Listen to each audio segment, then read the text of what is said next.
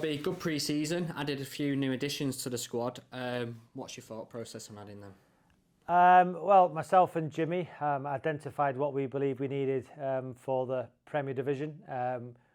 We a bit of physicality, a bit of height, and I think the targets identified by ourselves, wasn't just overnight or a few weeks. It was months of research, months of identifying targets, and we met those targets early. So the 5 new signings we brought in, we knew that we weren't going to keep Will Stanway, so we brought in Max Johnson. You can see 6'5", imposing figure, has done well for us pre-season.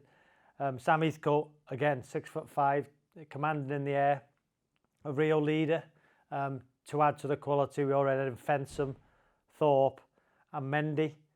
In the middle of the park, Dawson, we all know the tenacity he brings, his experience at these levels, great character, so we added Dawes to go with the manager Duffs, Murphy, and obviously we brought in John Nolan as well, obviously lost Danzy.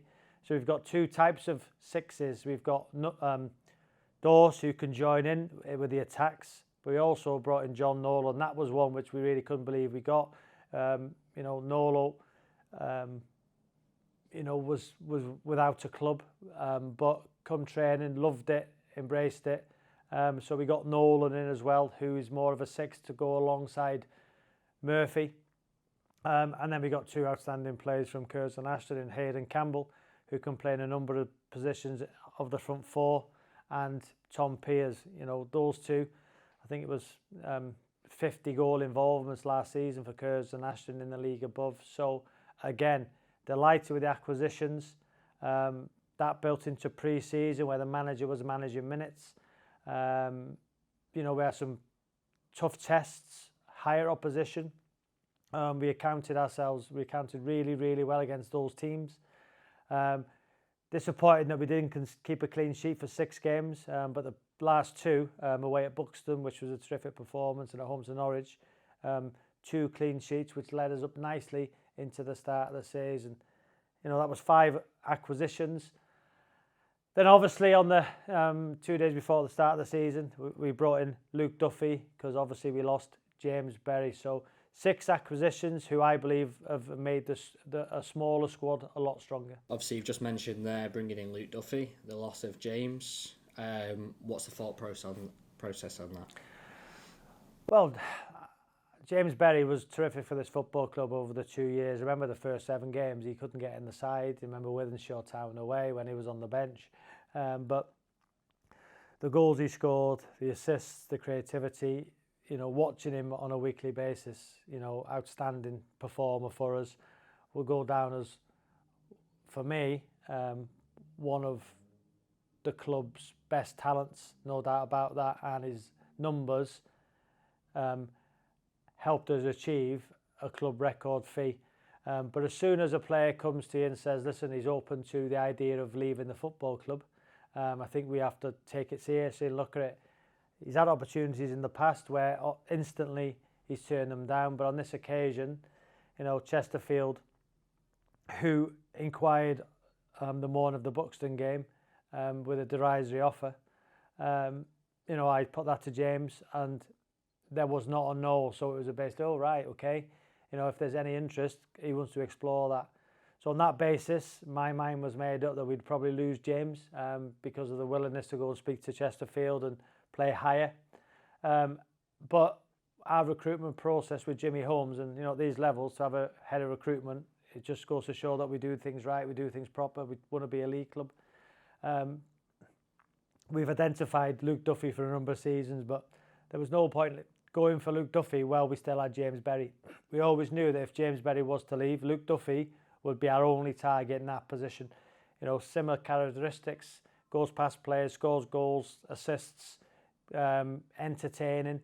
So we knew that if we could get Luke Duffy, there would be an opportunity for us, if the fee was right, to let James go. Obviously, it was 10 days of negotiation. It was my first time negotiating a big transfer, and the jigsaw has to, the pieces of the jigsaw has to come together. So it was intense. It was at times, it wasn't going to happen. It was going to happen, but inevitably, You know, Warrington Town accepted our offer for Luke, and as soon as that was made clear, then I give James permission to speak to Chesterfield when we got what we wanted for James. So again, Luke Duffy became our player. Warrington Town got, I think, a record transfer. We got a record transfer received for James, and James, you know, got what he wanted, obviously going to play for Chesterfield. So I think everybody was happy. You know, I believe in Luke Duffy. We've got a outstanding performer. And on the base of the weekend, you know, his goal, you know, in at that back post, and, you know, what I like is when Curran got the ball on the right, the opposite side forward gets on the back post. He'd done that the previous weekend for Warrington Town at Southport, and he did it for us at the weekend. He'll be a fan's favourite, to the point where I believe Luke Duffy could be could be another one that we sell on for, you know, huge profits. As there are lots of players in our team who we believe should be playing a lot higher. Alex Curran, Trey Pemberton, Mendy. You could go through the whole side. You know, Kane Drummond started off so well. So we're in a really good position. We're absolutely delighted with the squad we've built. We wish James all the best.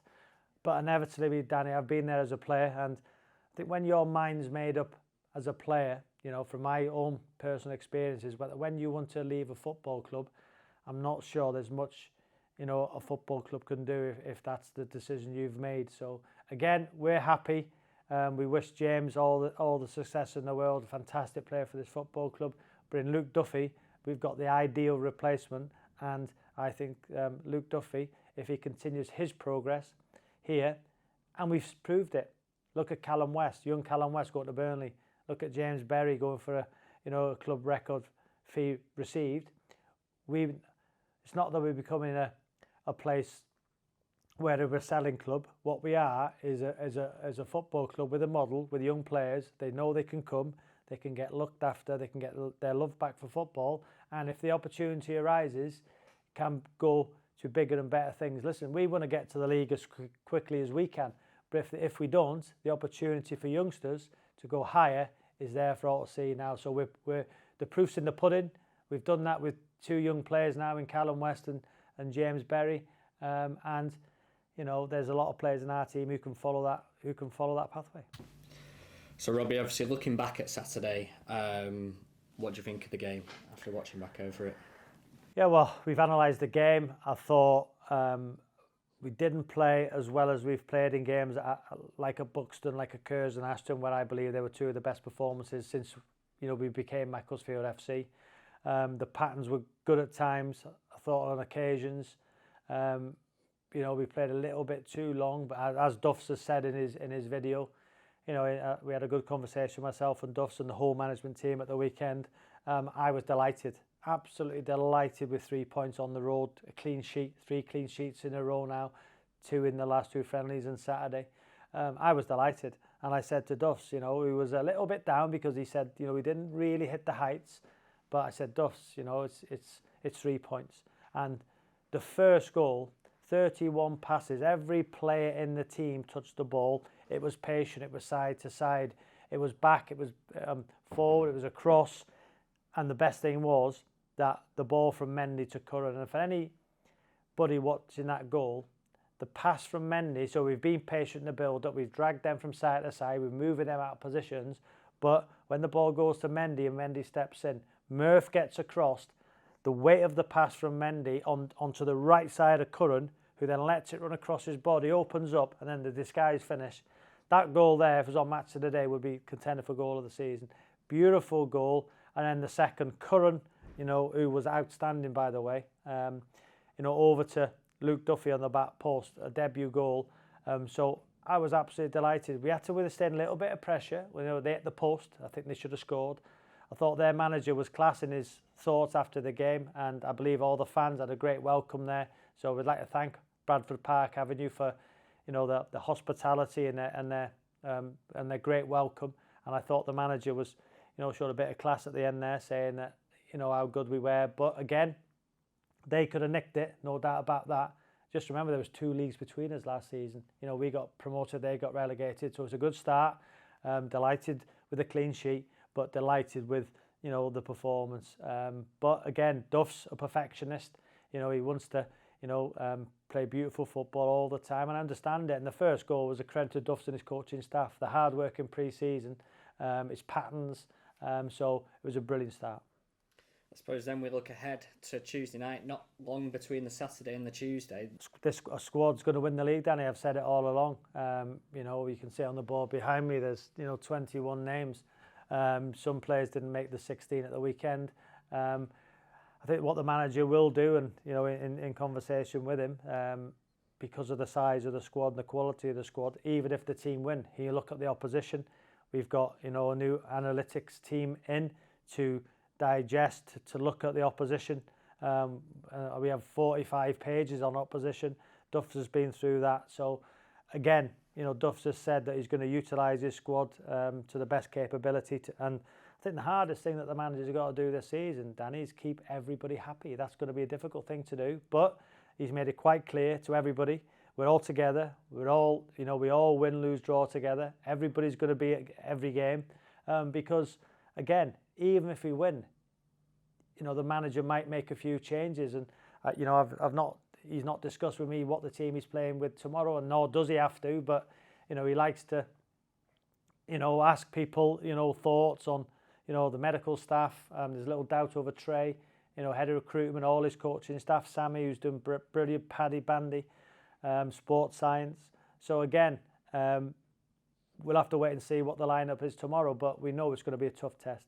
Matlock, you know, very, very good side, you know, good experience, coming here, our first home game, you know, 1,700 season tickets sold. I know it's summer holidays, probably most people are away this week, so if we can get anything over 3,000 on a Tuesday night for our first home game would be amazing.